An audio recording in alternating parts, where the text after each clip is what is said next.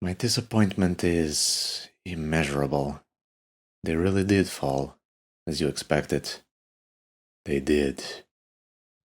Anyway, Christianity, as they call it, is spreading all over the world, and it's all thanks to them. He dismissed the topic in a strange way, with an unusual word for someone like him. Was that an attempt at humor?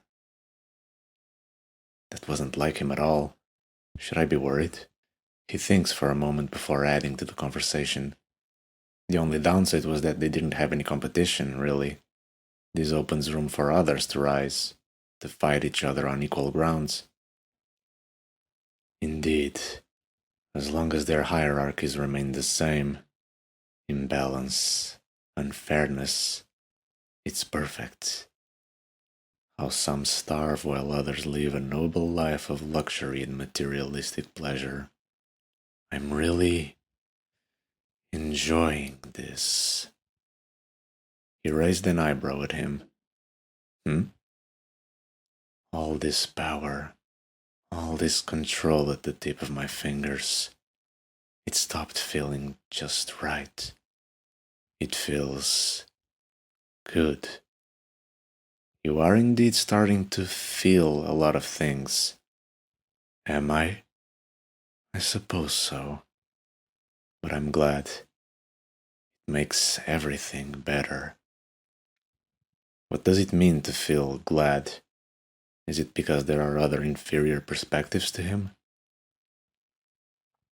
He furrowed his eyebrows. Do you mind telling me the components of evil essence once more? Dark energy and ultimatum remains. In its base form, that is. No more, no less. Then why does it turn red, exactly? His face furrowed unexpectedly. I'm not sure, he states while scratching his head. Why is he acting like this? Okay, we need to figure this out. First of all, how does... What is happening to me? A sudden burst of rage invades the creator's mind. The master was shaking, staring at his hands. He could hear his heavy breaths, a giant snowball of confusion that was only getting bigger. Never has he been so expressive in any way, no matter the subject. Just a blank canvas with a singular goal in mind. However, those canvases were now being painted upon with a variety of different colors. Blue, yellow, red, black, green, brown. Not to form an image, but an amalgamation of ideas. A mess. The creator was beyond words, scared even. I apologize. I know what's happening. I just need to recollect my thoughts. The master says, his eyes still closed. Take your time, he says after a few seconds of silence, getting his bearings. Perhaps it could form an image after all. Isaac arrives at a large grass field surrounded by a forest, ready to unleash his potential. Probably. He lands amidst the grass on his knee before straightening back up. So, what now? That's a good question. He doesn't really know what he's supposed to do, aside from further playing around with the smoke and seeing what happens. He decides to do that, hoping something will eventually come to be. This time, he was able to manifest it much faster, taking no more than a few seconds for it to flow out of his fingertips. He starts experimenting with it, waving his hands around to form ribbons and other temporary shapes with it, since it still dissipates a few seconds after. There's a sense of eerie beauty to it, making one momentarily forget about its unknown origins. Could he shoot it outwards, perhaps? He thrusts his hand forward to test it. It works. He can send a large cloud of it flying forward before coming to a halt, lingering in the air for a few seconds. Although, what purpose does it serve? The only thing he's seen it do is cause that reverse explosion back in Alaska, but that's about it. He is noticing something quite peculiar. The grass below where the cloud stands, as well as leaves passing by, it's all being slowly pulled towards it. It's nothing meaningful, unfortunately, barely noticeable, but it's there. Could this be his first hint that points to its origins? It does look like it's out of place in reality, bending the light around it to its will. The only traits he's found up until now is that it has gravitational properties, albeit very weak, as well as distorting light around it. He crosses his arms while tapping his foot, thinking of what to try next. Leaving being would certainly help. He notices some deer in the distance, a creeping thought settling in. It quickly vanishes, though. He wouldn't harm animals over this. He'd much rather do it to someone unredeemable. The wind howls considerably loudly for a moment as he watches over the deer in the distance, rustling his clothes. It's so calming out here, so peaceful. It'll likely be difficult, returning to that haunting church. He looks up at the sky. Do I really need to go back after this? He thought. Before he knew it, that peace is ripped away from one second to another. Consciousness freezes as it takes over once more, his eyes widening. There's no use fighting back. No use doing anything at all, really, other than observing. With his body shaking and sweating, he performs a circular motion with his hand, causing what seems to be a shadowy portal to swirl open before him. Its center is darker than the night, resulting in nothing to be perceived on the other side. It has an unfathomably eerie feeling to it, as if gazing into it will bring about the end of everything. It's no bigger than the average man's height, yet it's making him feel so small, oddly enough. The feeling is similar to when observing stars and celestial bodies far, far away in outer space. Barely being granted time to further think about it, he performs the same movement once more with his other hand, creating a second portal further ahead. As soon as he does, an image forms on each one, the darkness inside them dissolving into a perfect reflection of the other side, while still surrounded by the smoke itself, like a floating mirror. It doesn't look so ominous now. He might even be able to go through it and come out the other side unscathed, but who knows? Control returns, his body tumbling sideways before regaining his grip on himself, preventing a fall. It wasn't quite as bad now compared to before, especially when it attacked him. Yet he doesn't think he'll ever get used to it. It's like full body paralysis but with a twist. It's still moving without any input. The intention was clear now, though. It wanted to show him this new ability. And so the portals stand there in broad daylight, looking almost like anomalies of sorts, his unsettled yet curious gaze unable to shift away from them. Like previously, it's just a matter of gathering up courage. He reaches his hand towards the first portal, and, as expected, it comes out the other side. He gives himself the middle finger from 10 meters away. Wow, this is just so damn cool, he thinks to himself, experiencing childlike wonder, momentarily forgetting about the stakes at hand regarding his power. He's always loved dark fantasy since his youth. Being able to experience something like this is beyond astonishing for him. A true dream come true. He then tries to go through it entirely. At first, his hands attempted to grip the sides of it, before realizing there isn't anything to hold on to. It remains a gas after all. So he raises one foot over it, then the other, now finding himself on the other side, glancing at the first portal. How fascinating. He wonders how something like this is even possible. He picks up a small rock and throws it into the portal. As expected, it can be seen coming out the other side, maintaining momentum. He starts rubbing his chin, his brain already flooding with ideas. This has the potential to become an extremely flexible ability, with endless potential for creativity, especially if paired with his already immense strength and speed. And he's lucky to be that sort of person.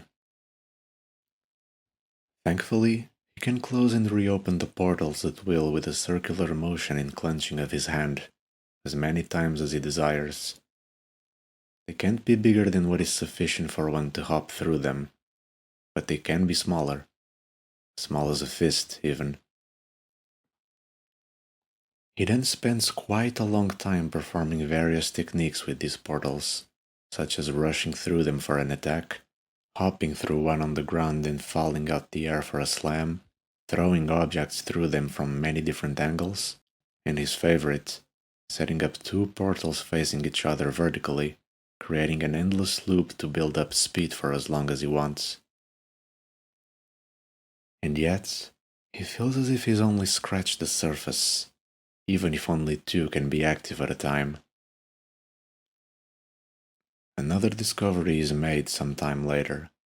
The smoke can stop objects mid-air. He noticed this when a few leaves blown by the wind became stuck in it. Curious for further testing, he shot a small cloud in front of him, threw a branch onto it, and it stopped dead in its tracks, completely frozen in the air. He thought that maybe it was restricted to almost weightless objects, but no, this branch is fairly heavy. If that's the case, then what's its limit?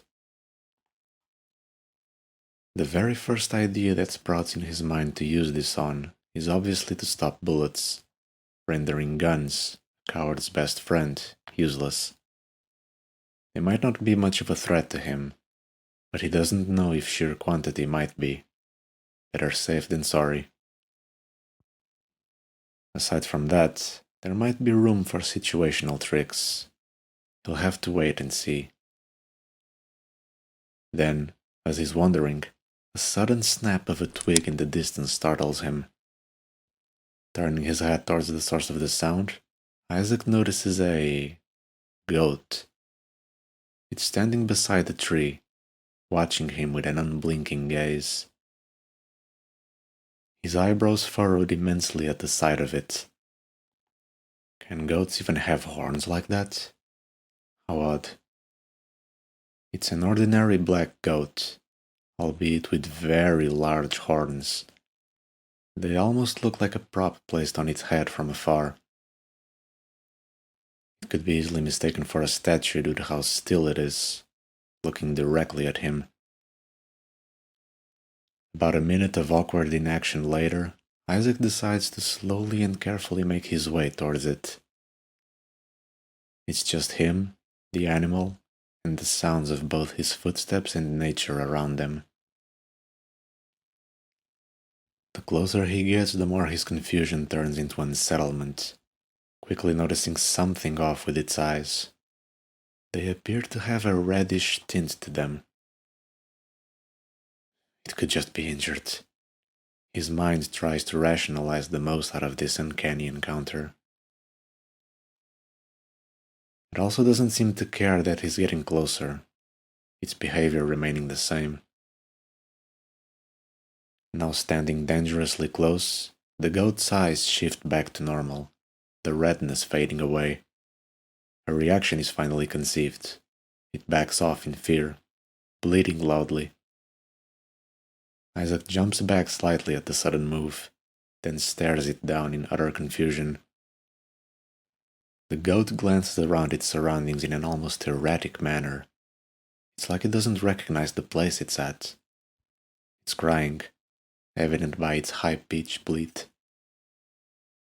It looks at him one last time before wandering off aimlessly into the forest, leaving Isaac with lingering questions. He thought it might have just been an animal acting quirky, but that doesn't explain how its eyes shifted the moment he got close. And that look on its face gave him shivers. He can't just brush something like this off as if it was nothing. It's stuck to his head like glue now. Just what in the world happened? There's no other way than to ask it directly. Not even here can I feel at peace, really. What am I to expect next? Fucking hell. He thinks as he makes his way back to his original spot. Regardless of this, it was a very productive time. He's learned 2 new skills which will prove invaluable to further improve his lethality. Given how he doesn't know what to expect, it's safe to say he won't be fighting ordinary people forever. Hosts still run wild in this day and age after all. With an astonishing concept of a goat on his mind, he takes off into the sky, retreating back to the church before the sun sets. It's like no place feels truly safe anymore.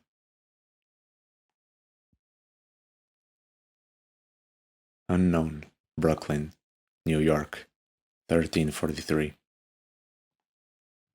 The goth steps inside the boss's office as if it's a living room, phone in hand. "Hey Trevor, check out this new edgelord."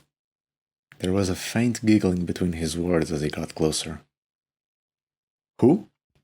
he asks after lowering a beer from his mouth, placing the bottle on the desk. "This guy. Look." He hands him his phone, which Trevor takes. "You're gonna make me read? Better be worth my time then. Let's see here." The screen displays an online news article. "Mysterious vigilante unleashes deadly night of justice across New York City. Photo sparks global outcry."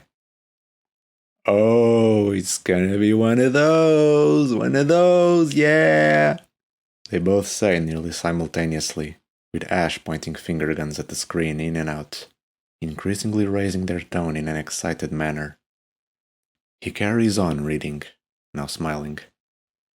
In a night that has left the city both terrified and captivated, an unknown figure has executed a brutal series of killings, targeting criminals across New York City.